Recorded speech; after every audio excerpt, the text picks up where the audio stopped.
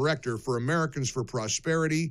He oversees AFP's federal strategies and manages a whole team focused on policy reforms. Great to welcome Kent back to the Mike Gallagher Show on a very busy breaking news kind of day after the day after State of the Union, Kent, huh? Yeah, thanks for having me, Mike. It's great to be with you again. It's great to have you back as well, and we so appreciate the work AFP is doing.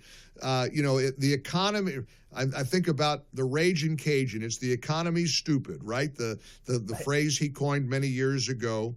I think that the Democrats are definitely focusing on affordability. The president seems to sort of shrug that off, which I happen to think, big red letter day here, I think that might be a mistake. And I'm a big Trump supporter, but I want to delve into that with the audience a little bit. But can you give me your perspective on the state of today's economy, the perception that there is an affordability problem in America, and what Trump and the Republicans can do about it heading into the crucial midterm election? That's right. Well, let's start with the perception. The perception is Americans believe that life is unaffordable. And how did that start? That started because Democrats under Joe Biden and his allies spent $5.5 trillion in wasteful spending that led to 40-year high inflation. It led to the economic crisis and the affordability crisis that we're living in. The average American family was left paying $11,400 more just to maintain their lifestyle. And they're still feeling that pain. So what did President Trump and Republicans come along and do? They helped ease that pain. They passed the One Big Beautiful Bill. That's going to put more money in Americans' families. It stopped the biggest tax hike in American history. We're going to see massive, over $3,000 in tax returns. It's going to increase folks' standard of living. This is all great news, but Republicans have to go further. They have to continue to pass policies that put money back in their wallets. They ended the Green New scam policies. We've seen gas prices lower for that. But again, it was a big hole, a big ditch that Democrats put us in, and it doesn't end overnight. So Republicans should address that. They've done part of that, but they can do more. Well, and is there a disconnect, Kent? I mean, is there this sort of belief that Americans have? Maybe Republicans don't want to admit it. They feel like they're struggling a little bit at the grocery store. And President Trump, who is, frankly, I think a master at messaging, he listens to the American people. He's got his finger on the pulse. He has an ability to message in a way that I don't think we've ever seen any president do in our lifetime.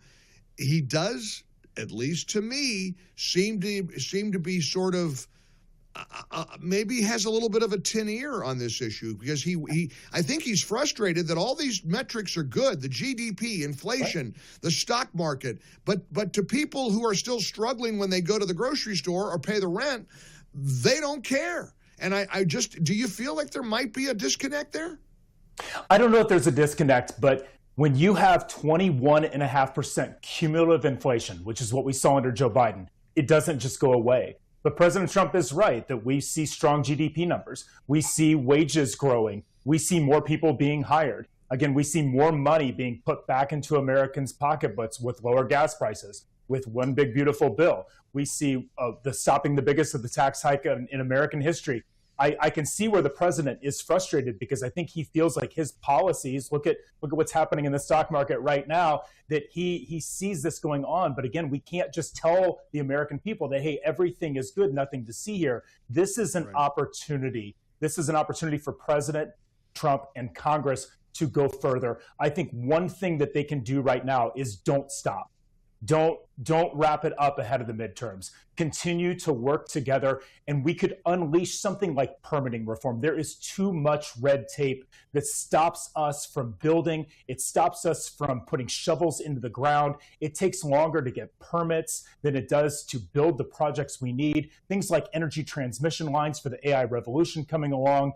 Housing, we need more housing. There are all kinds of red tape and regulations that stop us from building the housing that we need. We could go past permitting reform, and that could be big time growth for the American people that they could see, that they could feel. Don't just tell them, show them. Kent Strang is with us from Americans for Prosperity. Look, I believe that his very successful State of the Union is sort of the official kickoff of the midterm election season. He certainly has 2 years left. What do you think are the hallmarks of his presidency? If we can circle back to that for just a moment again. And what should he be focusing in on in the remaining 2 years that he has left? Sure, I do think it's economic. I think President Trump, even during COVID, you saw that he knew how to run an economy, even during the pandemic. And I think it comes down to his two major tax reform bills. First, his tax cuts in his first presidency, and then making them permanent in this through the Working Families Tax Cut. That provides real relief for the American people, taking a bad economy from whether the Obama administration or from the Biden administration and turning it back. I think the hallmark of this is going to be permanency in the tax code. For individual families, they're going to save over $3,000 in tax returns this year. They stopped the biggest tax hike in American history. For small businesses, here's what's amazing. They get to deduct 100% or depreciate 100% of their investments. That means that they can thrive, they can grow, they can hire more people, they can invest in their American dream. They're permanent. That brings more investment into the United States. We're seeing that too, where people want to do business in the United States. They're bringing trillions of dollars of investment here. I think those will be the hallmark, and that's what grows economics. Good economic policy will help the American people put more money in their wallets so they can thrive. As I said, I appreciate the work you're all doing, and everybody should be a part of it. Americans for Prosperity. Check them out online. You can go to a250toolkit.com. I think I've got the site right, don't I? I think it's A2. Is that right? A250toolkit.com, and you could dive into the great work that Americans for Prosperity is doing on behalf of this great country of ours. Ken Strang, appreciate you visiting with us. Keep fighting the good fight. Thanks so much, Mike. Great to be with you. You betcha. A250toolkit.com.